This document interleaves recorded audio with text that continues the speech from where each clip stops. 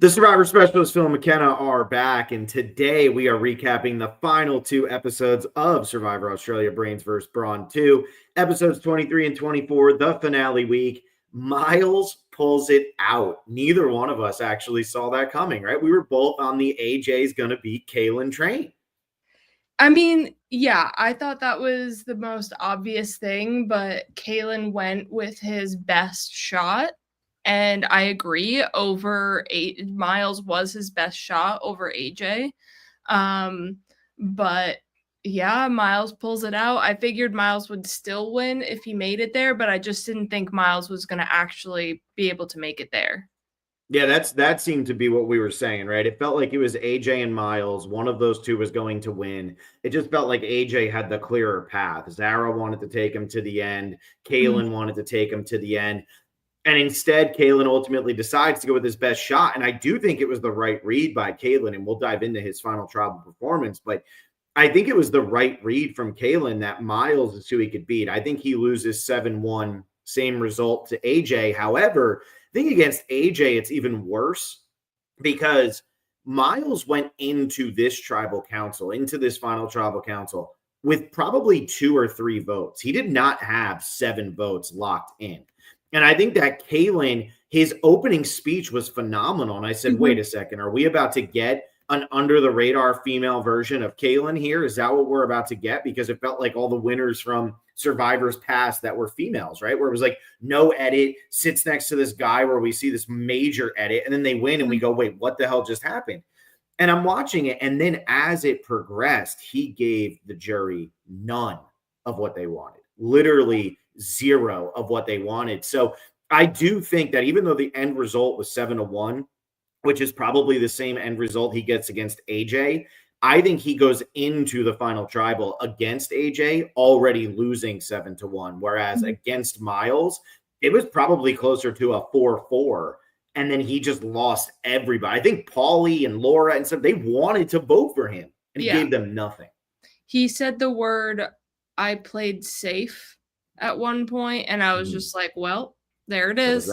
Yeah. There's the nail. Because I think he also took Kristen's question as well. So I think he started great with the opening. I resonated a bit more with Kaylin's opening statement than Myles's. So in my opinion, Kaylin had the opening statement.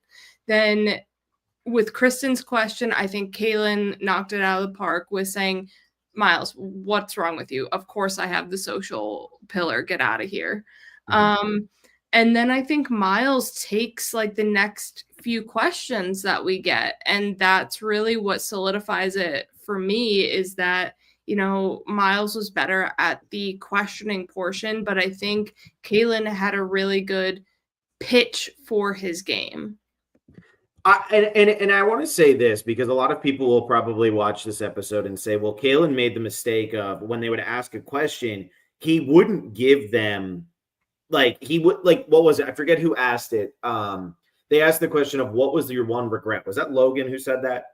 It was Karen said, what was something you were least proud of? Because Paulie asked what was something you were most proud of in the game. And so Karen asks that question and Caitlin gives the response of, I don't regret anything. I'm really proud of my game, which I actually don't think is a bad answer. Because you should be coming in being proud of your game. If you're coming into Final Tribal Council, you shouldn't be needing to make up stories, tell a bunch of tales, and do a whole bunch of craziness in order to get the win. You should be coming in saying, I'm confident in the game I played. However, if they're asking you that question, they want an answer. They're not asking you that question because they want you to say, hey, I'm really confident in my game. You have to say, I'm very confident in my game, but if there was one thing, that one thing. He never said but. And it's good to be confident because that's what's ultimately going to make them say, hey, look, Kaylin came in with a strategy and he played the game as well as he could have. This is what he wanted to do. But you need to give the question asker an answer to their question. This way they're satisfied. Even if you're lying through your teeth, you have to do what you have to do. Remember, Chris Doherty brought Julie's hat. He didn't care. He just wanted her vote. He brought her hat. So that's how I feel about this whole situation. So anyway, go ahead. No, I agree. Like every person so we didn't see every juror ask a question. So Mhm. whether they did or they take it like a Big Brother style where only a select few ask questions and some chime in here and there. But we didn't hear from everybody to kind of see how they were answering the rest. So if they are only getting a select few amount of questions, it really matters that you do answer them and answer them well and thought out and with a not a lengthy answer, but something with substance to them. Yeah, I think that they all probably asked questions. I think that Australian Survivor this time around kind of ran into a problem of just like not enough time. I think Mhm. that's really what it came down to. I think they all probably asked, but at the end of the day, it was so obvious what was going to end up happening that we all knew that Kaylin wasn't going to win. And Myles does a phenomenal job at this final tribal. I mean, honestly, I'm going to be I obviously have a hard time ranking Australian Survivor because I'm not sitting down. I'm not watching it in the same way that I watch US, right? Like Mhm. I am binging it. Sometimes I'm working and it's over here in the left for some of those dreadful stretches, such as in 2016, where you're like, please, for the love of God, can somebody else get voted out other than this alliance? But I'm not watching it the same way. But Miles's game is unbelievably impressive. Like Yeah. unbelievably impressive. And so Kalen losing 7-1, yes, he didn't have a good final tribal council. Yes, he probably needed to do more and he didn't understand what was going on with the jury. But I think what this really came down to is they'd rather show the shenanigans of Myles and AJ. They'd rather show the dynamic of those three and Kaling having to make this decision and how hard of a decision it was for Kaling rather show that than Laura ask her question, which ultimately was just Yeah. going to lead to Myles pouring it on even more. It was so obvious to us by that point. So I do think they all probably got asked questions, but Myles really just dominated and there was no reason to show it all. What I did like though is Kalen was not a one-trick pony in his answers either, though. Like he wasn't like, I want immunity, I want immunity, I want immunity. He did have, other answers to things of like, I was playing dumb, I was using, Myles and AJ as shields, I was doing this, that, and the other thing under the radar. It was just a little too under the radar / he needed to have not Myles or AJ there, like AJ brought Yeah. up of like you cut your shields at 5 and 4, not bring them to the 3. And I think there's a better way that Kalen could have also addressed AJ's comment about that, but Kalen didn't do it. Like I think Kalen needed to really lean into, but I wanted to sit against the best players, and you two were the best players, and I wanted to get like he needed to lean into, Mhm. to piss off some of maybe the US viewers here, but he needed to lean into the honor and integrity of it all. He needed to Yeah, say, you guys were playing 'cause these that's his big shtick. flashy, yeah, you guys were playing these big flashy chaotic games, but I wanted to play an honest game and I wanted to stick with you guys because I wanted to go up against the best and say my strategy can work just as well as your absolute chaos strategy. But he didn't say that. And if he says that, I do think that potentially he flips a couple voters. But again, it was just he kind of got caught on his heels after his opening was phenomenal. His Mhm. answer to Kristen's question was phenomenal. And then all of a sudden he got caught on his heels, and it was like it was the first time Kalen found himself being attacked, whereas Myles had been attacked from day Yeah. one. So he knew how to address that, right? It's like if I come out screaming at you right now, McKenna, you're gonna be like, "What the hell? You've never done this. Why are you doing this?" But if you're going into an event or you're going into work and you know your boss is going to yell at you, and then your boss starts yelling at you, you kind of know how to handle it Mhm. because you're used to it taking place. And that's where Myles had a big advantage over Caleb in this situation. Yeah, and I I just like also that he mentioned, because I think there is merit to, all right, whose game is more repeatable and whose Mhm. game would win more often? It is my game. And Miles's game would only win or would only do well maybe 2 out of 10 times. I will be sitting in this seat 9 out of 10 times. Like Mhm. that should be something worth merit rather than all of these like flashy big moves that like really soared, and then once the firework boomed, like faded into ash because Myles had like big moves, failed moves, big moves, failed moves, where Kaylin was so like steady and true that I think there is some merit to that, but a lot of people are looking for big moves all the time. You know what Myles's game becomes like the best. Well, and I think what the biggest problem is, Kaylin is 100% right. Like if Kaylin were to play, let's say they did a full all-star season, which I know that they've only done one completely returning player season in Australian, right? Because I know that Heroes Villains isn't. Heroes and Villains isn't correct. Yep. Yeah. So if they were ever to do a full returning player season again, and Kaylin was on that cast, I would think of Kaylin as somebody who could win. Now, granted, they're all going to know he's a big challenge beast. He now has won 7 after he won the final 3 immunity challenge. So there's not going to be a bigger threat out there than him in terms of immunity challenges. But if he was playing again, I would say he could absolutely win again because there's always going to be bigger threats. There's always going to be people who are more scarier is that word, believe it or not. They're going to be scarier because of their strategic gameplay. And Kaylin doesn't really, he has a good strategy, but he doesn't have a strategy that makes you go, oh shit, I can't let this happen. The problem for Kaylin is though, the jury is looking at this and they're hearing this speech of, I have a repeatable game. I'm playing this way. This is what I wanted to do. But they're also then being able to look and say, wow, we have a chance to crown Myles the winner of our season. And people who play like him almost never get to win. So why wouldn't we crown that? It's kind of like the Wu versus Tony situation. Of course you're going to crown Tony in that situation because Tony's game was so insane that you really don't have a choice but to admire it. And that's how I think that they felt with Myles. I felt that Kaylin's pitch, while it made a lot of sense, was actually giving check marks to Myles at the final tribal council. Kaylin needed Zara, and it comes down to the final 4 where Kaylin should have turned there on Myles. Well, not Myles. They couldn't get Myles, yeah. And then get Myles out at 3 though Zara could potentially win that final 3 challenge and take Myles over Kaylin. But I think, again, Zara's best shot is Kaylin because the same thing would happen again, except it would be 8-0. Yeah. And we have this comment here from James Barber. A lot of the people who would have voted for Kaylin type game didn't make the jury. The muscle guys like Ben, Jesse, PD would have never voted for Myles. But jury management, we saw this in US Survivor this past week where people are talking about, I want to vote Say out because I don't want her to be on the jury because I don't want to try to figure out how she's going to vote for me in the end. And that could be a deciding vote. I'd rather her just get sent packing, get her out of the game.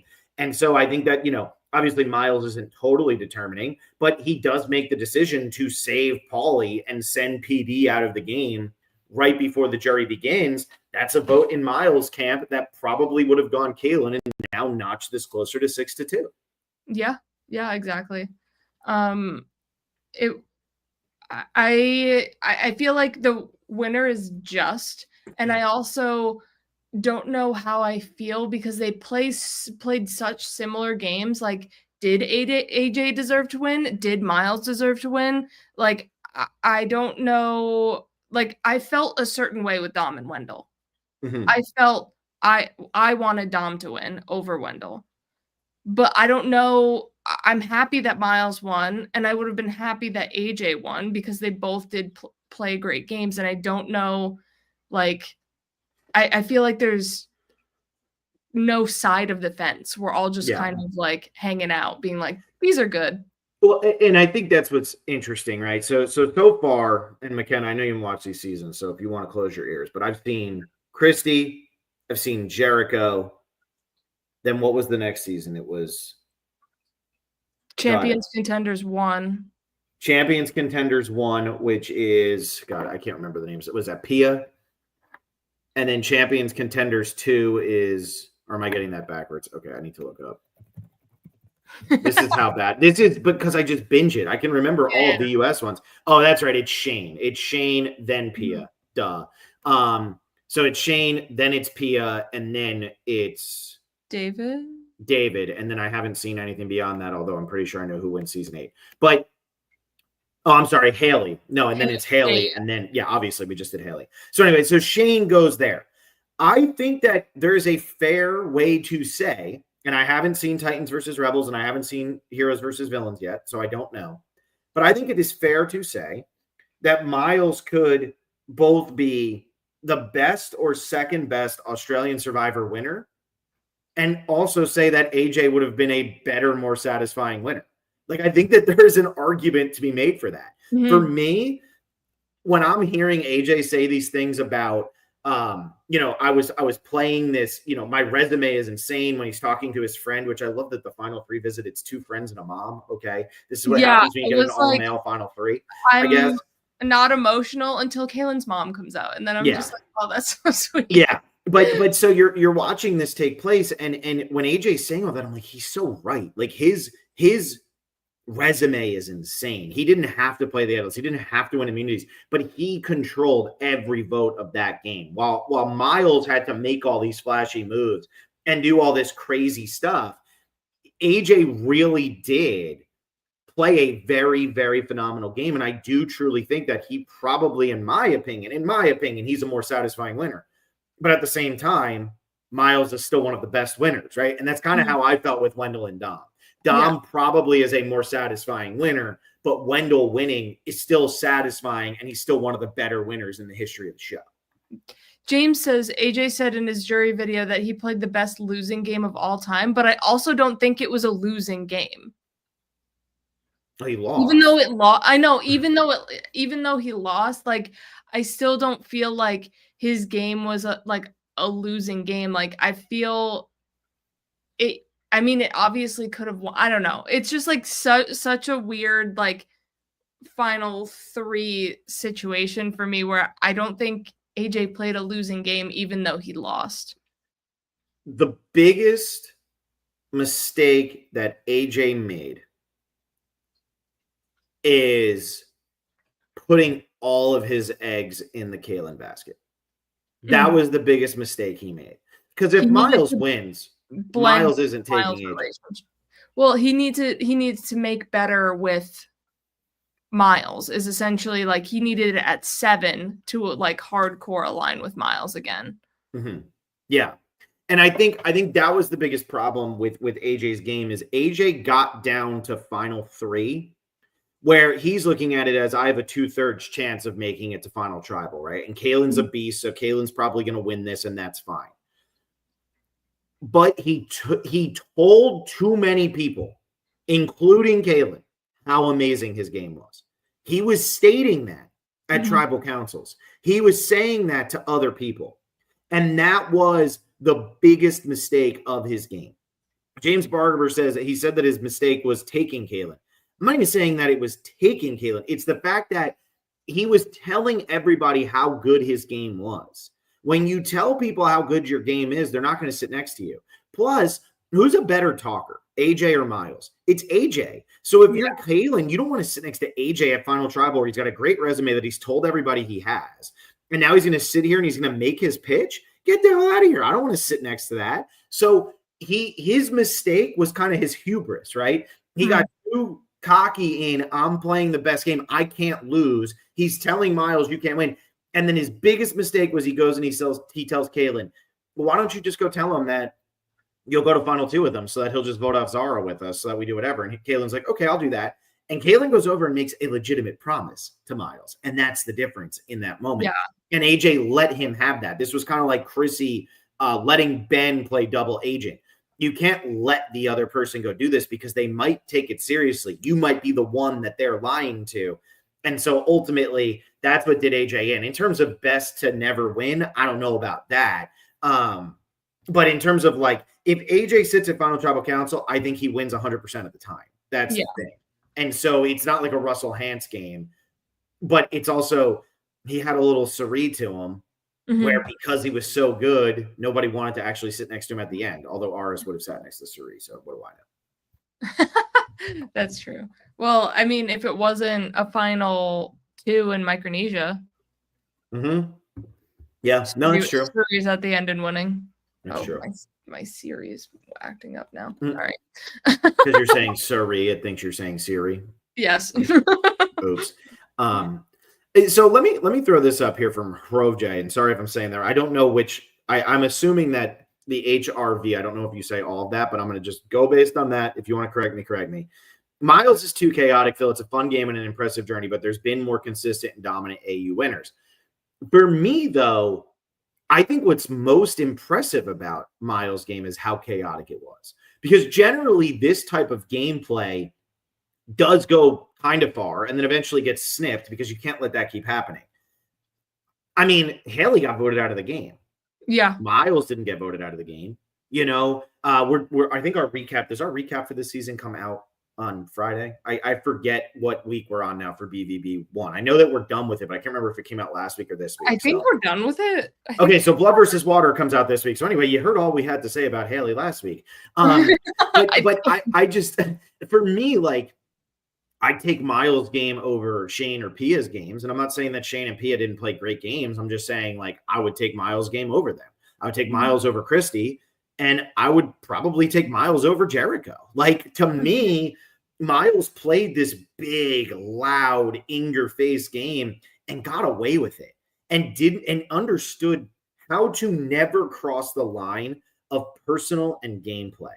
Because he got to a jury where he played idols and had a hand in voting every single person out of that game, and they still all were willing to vote for him to win, and that doesn't happen very often. Some people, it was solely voted them out of the game, like with the idol plays and things like that. I mean, with AJ, but like solely. Yeah.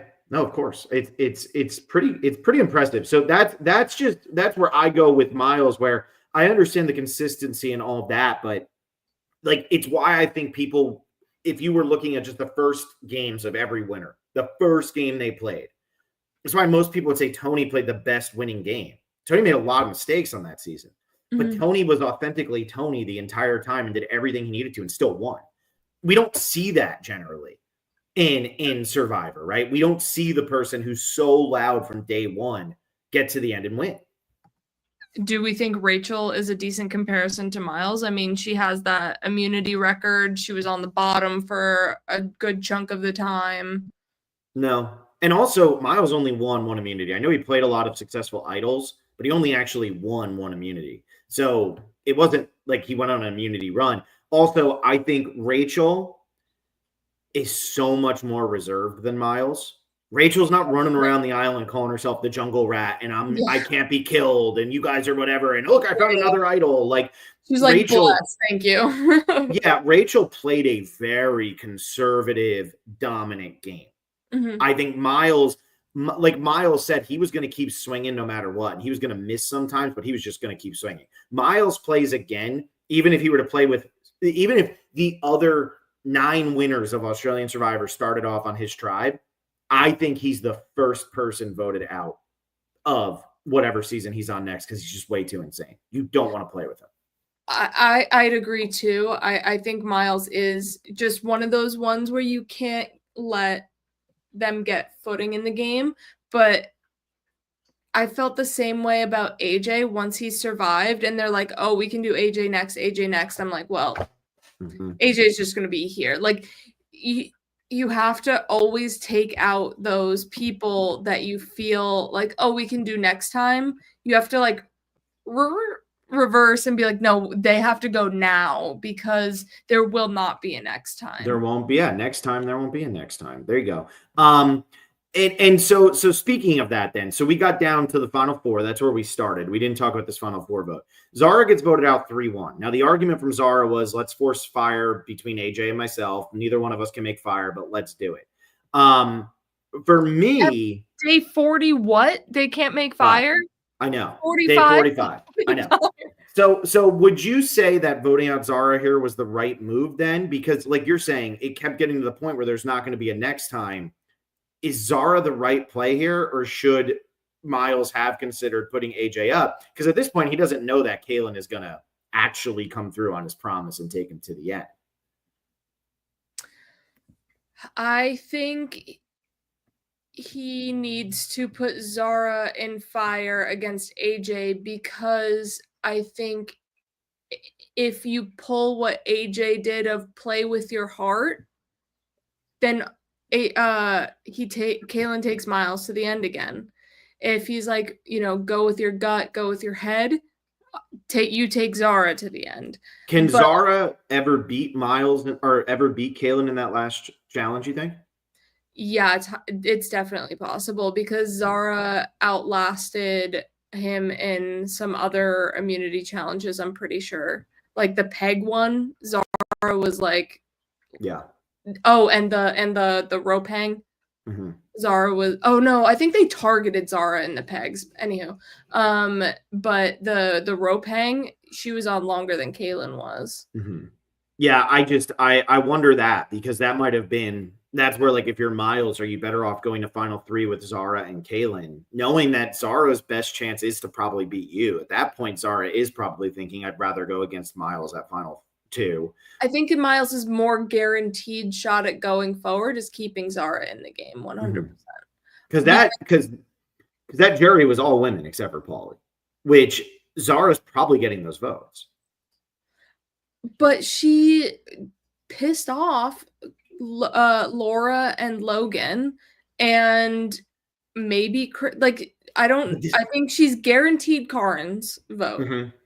But I don't think anybody else is a guarantee. Maybe Kristen, unless Kaylin's there, then Kristen's going to Kaylin. But I do think this jury was very, very not bitter. So I think that would have worked in Zara's favor as well. They were not bitter at all. And I think it would have been hard. Look, Zara didn't have the same, like, ha, ha, ha, everything's fine, we're just having fun out here mentality as the other 3 here. But I still think that the jury would not have been that pissed at Zara when this happens. They would have heard her out. This jury, like, credit to the jury, because this jury really did hear them all out. And I know throughout the season, there was a lot of people who were like, oh, Logan and Karen, like, are they being negative with certain dates? Like, this was a jury that really heard everybody out. And I appreciated that because, but ultimately we're second guessing, should Myles have done something when Myles goes on to win the million anyway? It's just a matter of, was it the right choice? It's just his guarantee to get to the final, if he still has this conversation with Kaylin, is Zara. But I don't know if he has that conversation with Kaylin if he votes for AJ. Yeah. Valet Boy 21 here says her height would have made that last challenge impossible. I think that they would have adjusted. Yeah, I think things were maneuvered based on height because all of them were kind of full stretch. AJ, they're not all the same height. So for me, I felt like it was probably adjusted. They just don't explain it like they do on Survivor US. Yeah, so here's the James Barber. I don't watch the Jury Villas. The jury was mad at the Jury Villas, but they all said they would vote for the best player. So Zara could have potentially had a chance. Zara versus Kaylin could have gotten interesting. Yeah. I just think Myles came into that final tribal council so prepared. He was the guy, he studied for the test and he was ready to go. It didn't matter. It doesn't matter if he forgets everything he said to them all 5 minutes later. He knew what he wanted to do at that tribal council. So I think, like you were saying before, being that underdog and constantly needing to be on your toes to find an answer for something really was advantageous for final tribal council to adjust to what the jury was trying to say and talk about. Yeah, and Hiroja here says Kaylin is the big fan whose favorite player is Haley from Brains vs. Brawn. He just miscalculated his endgame. And I think that's fair. I mean, look, Amanda Kimmel did it twice. Right. By the way, Todd's on the podcast on Saturday for everybody who wants to know that. Todd at 5 p.m. Eastern time. But yeah, Amanda Kimmel did it twice. It happens. It happens. And here's what James Barber says. He could have brought up how people like Karen and Logan always thought they had his vote when he was never with them. This is Kaylin he's talking about. He was always he was also feeding Myles and AJ with a lot of information.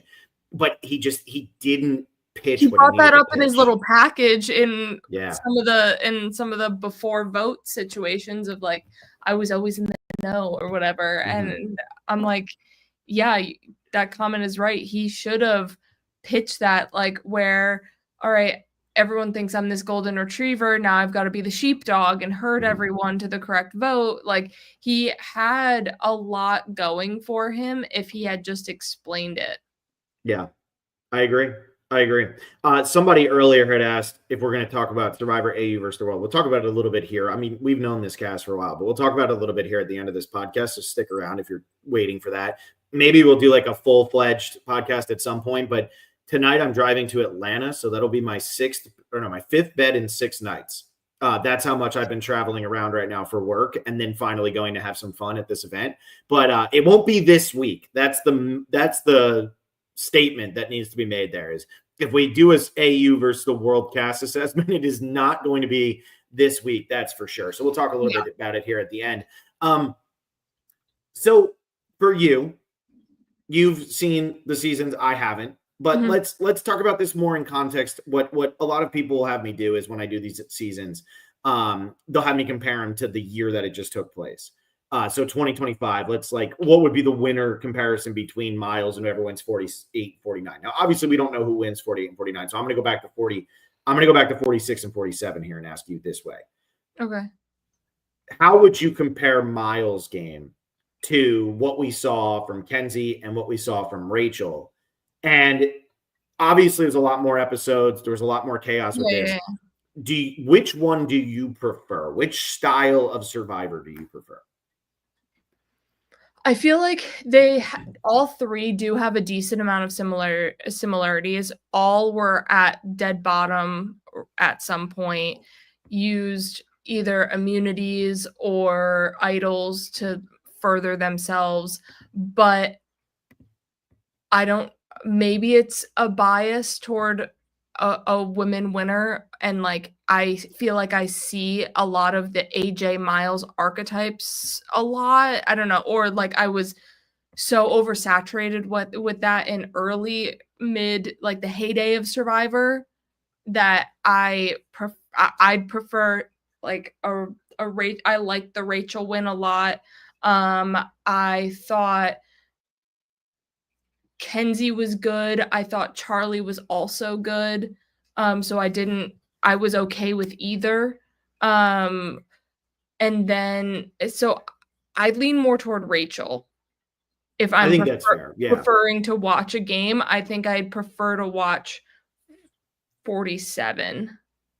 Yeah, I think I'd probably go Rachel, Myles, Kenzie. There's 3 really good winners, but that's probably how I would order it out because I think I agree.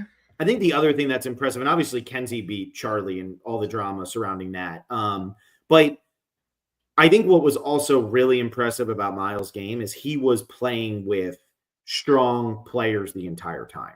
Like he was eliminating the people that felt like they had no chance to win to keep the people who felt like they could beat him. And they were just shield.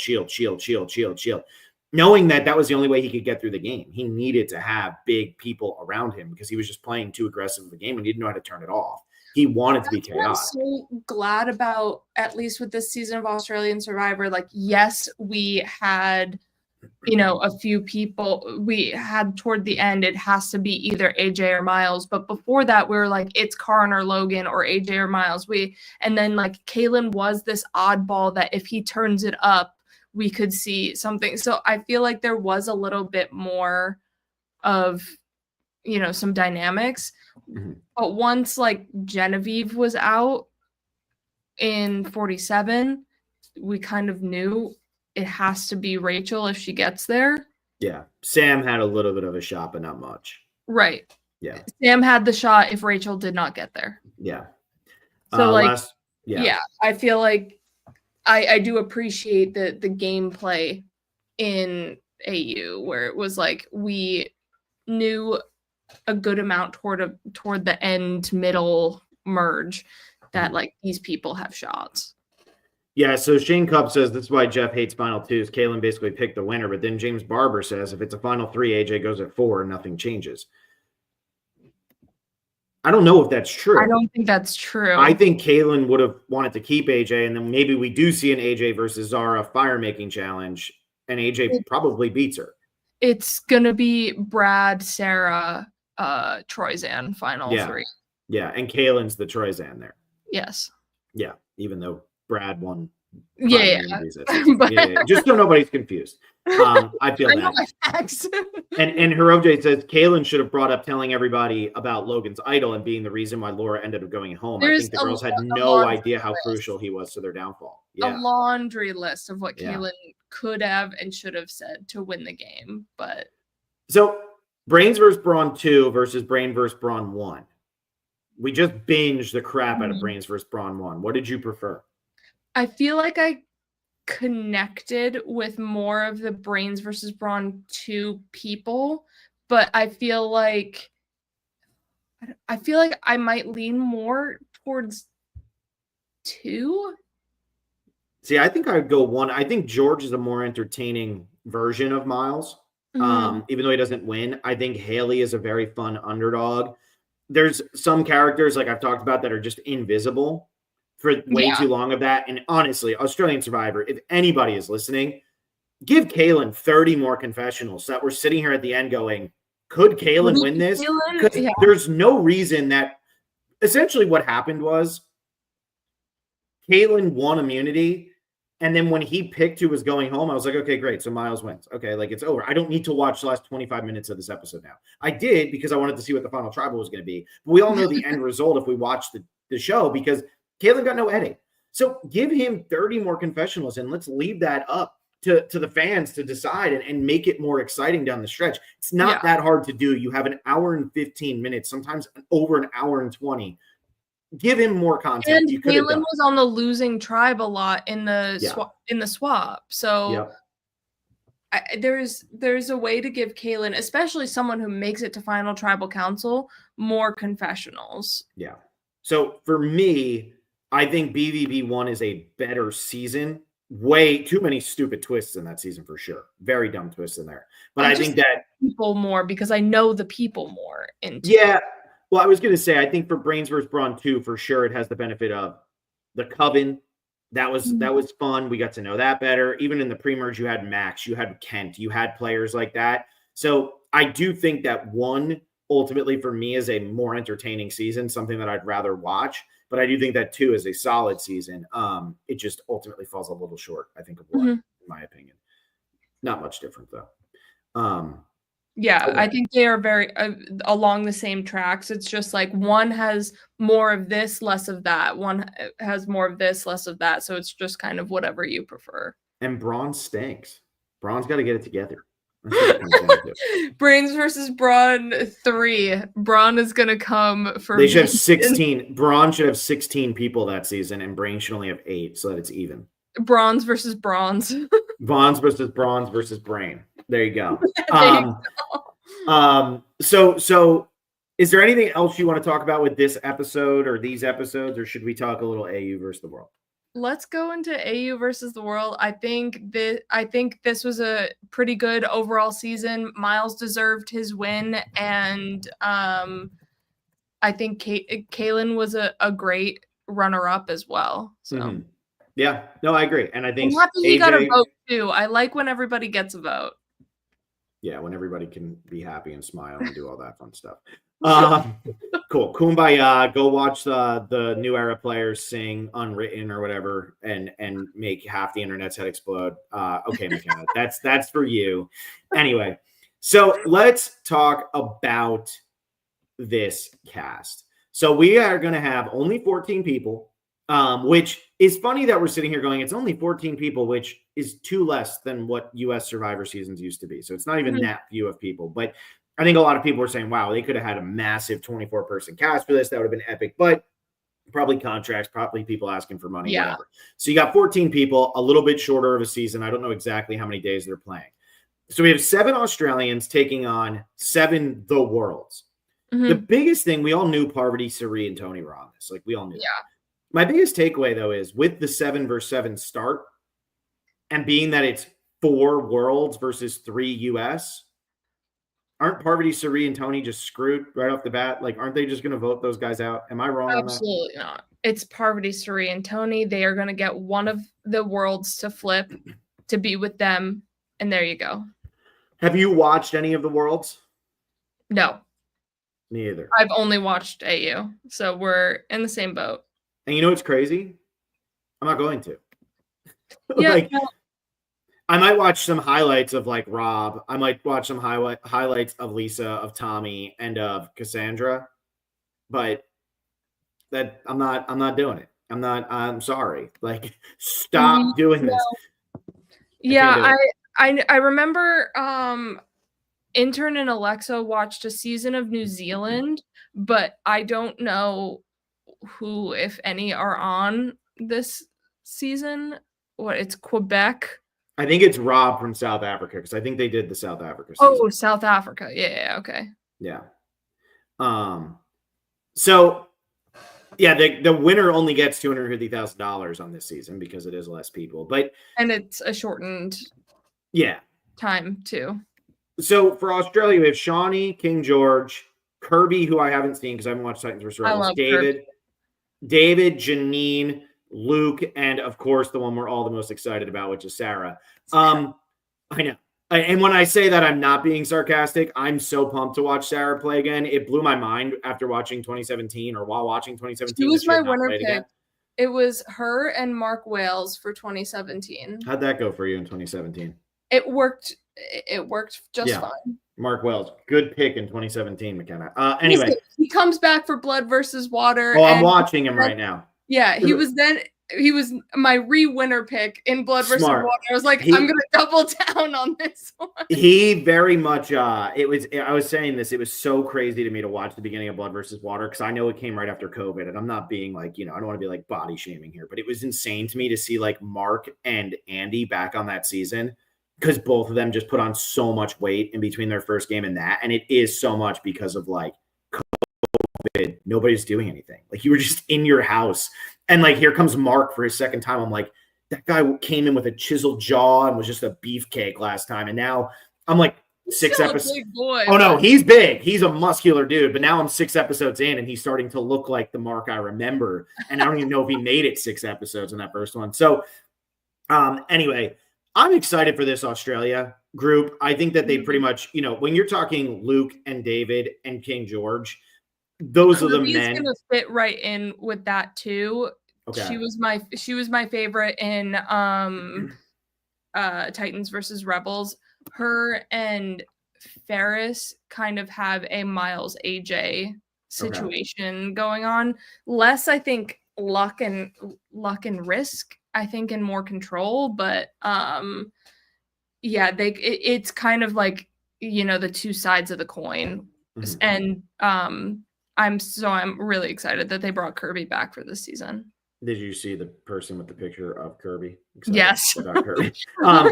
So no, I think that the men they picked, they couldn't have done a better job. Like I said, I haven't watched the last 2 seasons and I'm only like a little bit into Blood versus Water, but I can already tell you that in Blood versus Water, none of the men are going to outshine King George, David, or Luke. Those are the 3 guys you should pick. And then in terms of the women, like Shawnee, obviously you're going to put her on. There's no way you're not going to do that. I haven't seen Kirby. And like Janine surprises me a little bit, although I am more than content to watch Janine play again. I feel like Janine was super entertaining on her first season. So like, I'm ready to watch her again, although I am a little surprised at her, but like finally getting Sarah. I haven't seen Janine or heard of Janine. So Janine was on Champions Contenders 2. 2019. Yeah. And she was the one who was pretty much most closely aligned with Pia, who ends up winning. Okay. And her and Pia are like, she keeps saying like people don't realize how good Pia is at this game. And Harry continuously calls her the godmother throughout the entire season. So that's, James Barber throws that out. So, Janine's good. Like I'm excited for Janine to be back out there. And then, Sarah is probably who I'm the most excited for though, just because 2017's probably my favorite of Australian Survivor thus far. And that cast is great. And I always thought Sarah was just such an even player the entire time. So I feel like she could be a lot of fun on this season. And I'd like to see her go far. So I'm excited. I think they did a really good job. Even though they have such a reduced casting pool, I think they did a good job. I just wish that they would have done 4 U.S. survivors and 3 from other series. It'll be interesting to see like Luke and Sarah back together. We have George and Shawnee back together. Because they're in Heroes versus Villains. Yeah, I haven't seen that yet. Yeah. And then it's not. Oh, and then we have David and Luke. David and Luke, but also David and Janine. Oh, and isn't it? And David and Shawnee. I mean, David's the most connected here. David's going home first. There's no way David. I would be floored if David doesn't get voted out almost right away on this season. I would be shocked. Lose the big boy from that tribe then. I feel like they have to, though. Like, I would be absolutely for. I mean, he won All-Stars, and he's connected with everybody. I mean, maybe Luke's like, oh, I'll keep David around, but they don't know that yet. Yeah, that's true. They don't know that. You know, everybody else does, but they don't. But in Parvati's on the other tribe, so he has to make a swap or a merge or whatever. I mean, I know you jokingly were like, oh, these are going to be the 3 U.S. Any shot for Suri and Parvati on this season, though? Or do you think Australia will take it? It's hard to. I feel like it's hard because the U.S. survivors, I feel like, have still more of a fan base where, like, if you're an Australian survivor, you'd be like, oh, I watched you play. Mm-hmm. Where, you know, you have that with Parv, Suri, Tony, and we don't really have that here for, you know, the U.S. survivors being like, oh, I watched you play your season. Mm-hmm. So I think there's just a little bit of fans versus favorites situation, and we see how, like, that plays out. And Parvati is an excellent navigator. Suri's an excellent navigator. I think Tony would have the hardest time because he's so aggressive, where Parvati and Suri just kind of like snake their way through, and Tony rams through everything like a brick wall. Yeah, he's a battering ram. Yeah, he can't help himself. Yeah, so I think they could make it to a swap and a merge. I think they easily take one of the worlds in because none of the worlds are from the same. Yeah, and it's 2 winners and 2 runners up there, so it's not like those people aren't threatening. If you watch their seasons, you know they're good. Right. If people watch their seasons, I don't know. Well, that's the big thing. I didn't even know Survivor Finland existed. Yep. I knew about New Zealand. I knew about South Africa. I didn't know about Quebec, and I did not know about no idea. Nope, me either. So it'll be interesting to see what happens on the beach, but I think the US could definitely at least make it to a swap. It'll be interesting to see them navigate a King George, a David, a Shawnee, like people that are. Shawnee is like a Parvati in Australian Survivor. Mm-hmm.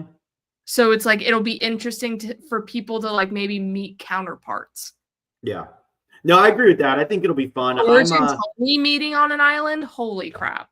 I mean, Luke and Tony, James Barber says here doing a spy shack together. That'd be amazing. Like, oh yeah, that's right. That would be great. So the cast is exciting. The cast is exciting. It can't be a final 4 of the world people that aren't the U.S. survivors, because then I'm going to be like, well, what the hell? But like, I'm excited to watch this. And honestly, maybe this will create something where Australian Survivor starts doing these mini seasons to get 2 seasons in, and they start taking people from around, because why not? You know, like, who cares? So I'm excited to see how it's going to shake out. I mean, I know that there's supposedly people have commented so many times being like, there's spoilers. I don't post anything. I don't want to know. I don't know. But also remember that a lot of people are probably also writing fan fiction like crazy about this season right now. So I wouldn't buy into anything too much unless like King George literally tweeted out like, hey, I got 13th place and this is the boot order.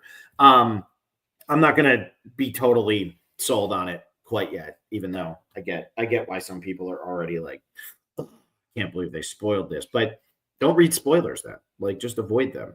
If you don't do a podcast, you should be able to avoid spoilers. I just do a podcast. And so when people commented, I'm the one who has to delete it.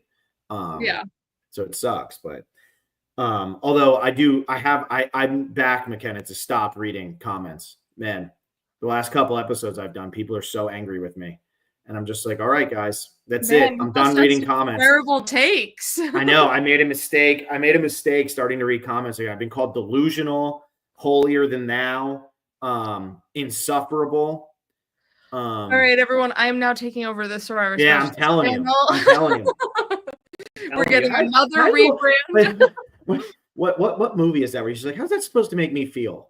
Yeah. You know, that's how I feel right now. How's that supposed to make me feel, everybody? Like, you know, you could just say nothing or just not listen to the podcast. Like, And I like the ones who are like, I'm a fan of yours, but you're insufferable and you're awful and I hate this. And it's like, if you're going to start calling me names, you're not my fan. Come on. Yeah. No one's forcing you to be here. No one. Although, if you are still here, like this video, because now we've talked for 50 minutes. Comment nice things for Phil, so it makes him feel I'm not better. reading them. I'm done. If you comment nice things, hopefully my mom comes in and she says something and she tells me. All right, I'll send him some screenshots. Yeah, Blake. The problem is Blake always sends me screenshots of the negative ones about him. So then after we did, I knew that our digging deeper from last week would be a little controversial, just because we were like, I was essentially calling people out, being like, there's, and I understand. When I say Survivor fans, I'm literally talking to like the 75 people who don't shut up on Twitter, who just have the loudest voice and think that they know everything. But then people take that as like you're talking to everybody. And it's like, I knew that would be somewhat controversial, but man, people were so angry with me. And I was like, let me just go see what the comments are, just to like, see if like anybody agreed or like what the take was. Cause I was trying to kind of open up a space for like a difference of opinion. And instead it was just like, yo, Phil, like, they used to put tablets in people's teeth that you could chew on sometimes. So I'm like, man, everybody calm down here. Like, let's just have a nice time. But anyway, I'm not going to read the comments anymore. Blake will probably send me some negative stuff after Wednesday night's podcast, because tomorrow night it is Blake and Will who are podcasting the recap of this week's episode, because I'm going to be at the Ron Clark event, which is another thing that is just pissing people off. I had Ron Clark on the episode this week, and people were like, we're tired of hearing about how you're going to this event. Stop kissing his ass. And it's like, dude, I don't need to kiss Ron Clark's ass. Like, I like Ron Clark. It's not my fault. So anyway.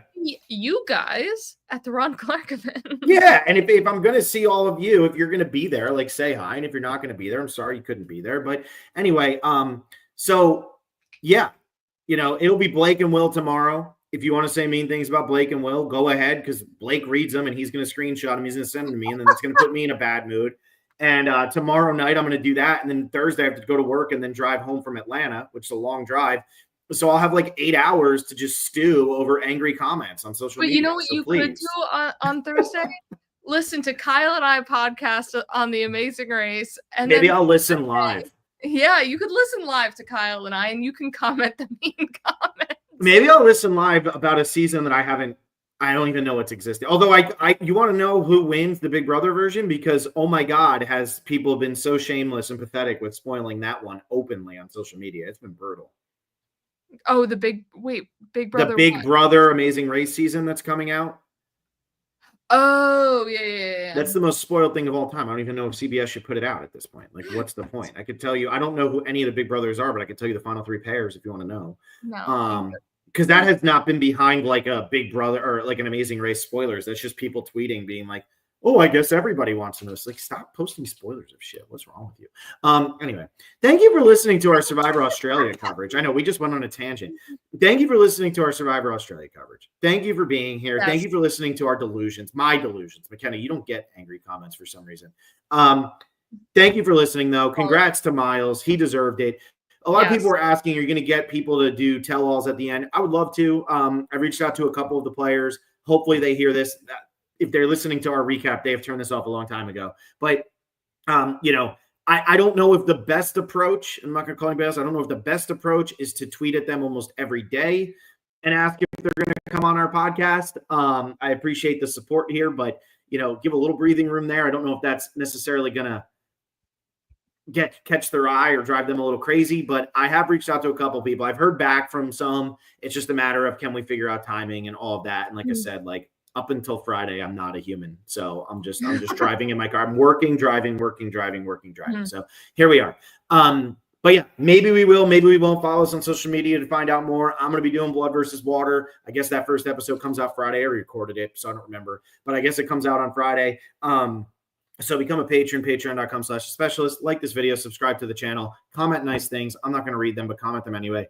And I will see you all with regular U.S. Survivor. Holy crap. The only thing on the channel now is U.S. Survivor and McKenna doing The Amazing Race. What a time to be alive. We have made it. We have just wait till AU versus the world, Phil. Then we'll get more stuff back on the channel. I am fine with that, because that is during a time when nothing else is on. This was the most insane crossover season ever. U.S., this, Dondi, Traders. Thank God we have hit the end of that. Okay. Bye, everybody. Bye.